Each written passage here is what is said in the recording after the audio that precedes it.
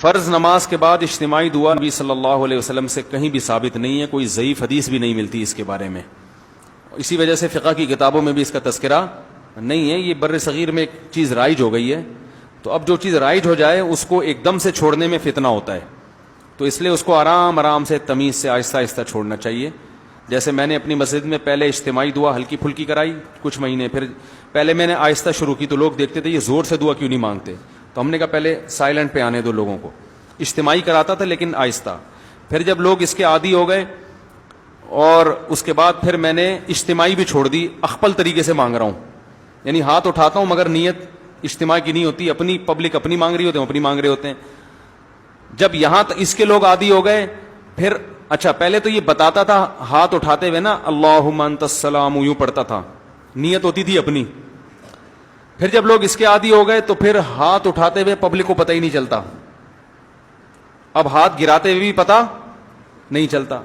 تو شروع میں لوگ کنفیوز ہے، یار امام صاحب دعا ختم کرتے تھے پتہ ہی نہیں چل رہا ہوتا، کوئی نہ مس کال آتی ہے نہ کوئی آواز آتی ہے، تو کچھ لوگوں نے اعتراض کیا، کچھ مڑ مڑ کے دیکھ رہے ہوتے تھے ہاتھ گرائے کہ نہیں گرائے ہیں، تو میں اسے کہتا تمہیں اس سے کیا ہے کہ میں دعا مانگ رہا ہوں کہ نہیں مانگ رہا، تمہیں اس سے کیا مسئلہ ہے، میری مرضی۔ تو پہلے اس پہ اعتراضات ہوئے، ہوتے ہوتے ہوتے نا یہ امام کو باہر نکالو، کسی نے کہا یہ پتہ نہیں کون سا آ گیا، یہ وہاں بھی ہے، کسی نے کہا کیا ہے۔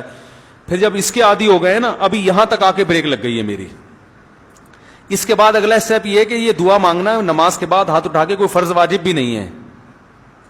تو اس کو اتنا ضروری کیوں سمجھ رہے ہو بھائی؟ جو امام ہاتھ اٹھا کے نماز کے بعد دعا نہیں مانگتا اس کو امامت سے نکال دیتے ہیں۔ تو اب کچھ دنوں میں اس پہ بھی آہستہ آہستہ پبلک کو سیٹ کرنا ہے کہ اگر امام سلام پھیر کے تسبیح پڑھ کے گھر چلا جائے، دل میں دعا مانگ لے یا گھر جا کے مانگ لے، تو اللہ کی رسول کی طرف سے امام اس بات کا پابند نہیں ہے کہ وہ گن پوائنٹ پہ اس سے دعائیں منگوائی جائیں، لیکن ابھی لوگوں کا ہاضمہ اتنا ہوا نہیں ہے، یہ کر لیا تو نہیں، آپ لوگ ہی میرے خلاف ہو جائیں گے۔ تو آہستہ آہستہ جہاں یہاں تک آ گئے تو اگلا اسٹیپ انشاءاللہ 10-20 سالوں میں وہ بھی ہو جائے گا، ٹھیک ہے نا۔ تو ایک دم فتنہ نہیں کھڑا کر دینا چاہیے، تمیز سے ہر کام جب تمیز سے ہوتا ہے، لوگ کہتے ہیں نا کوئی اونچی آواز میں بات کرو گے، تمیز سے بات کرو کہتے ہیں نا،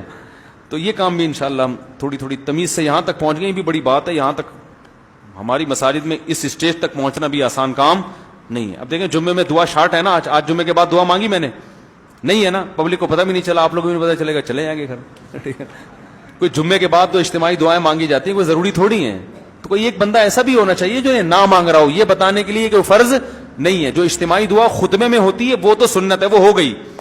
خطبے میں ہم نے دعا مانگی نا اللہم اہدنا فیمن ہدیت وعافنا، یہ ہے سنت، یہ ہم نے کر لی ہے، تو جو سنت دعا تھی وہ تو ہو گئی، اب آپ کو اختیار ہے اس کے بعد دعا مانگو نہیں مانگو۔ تو اس طرح سے ہم سیٹنگ پہ لوگوں کو لا رہے ہیں۔ Thanks for watching. Don't forget to like, comment, share and subscribe to Mufti Tariq Masood Speeches channel.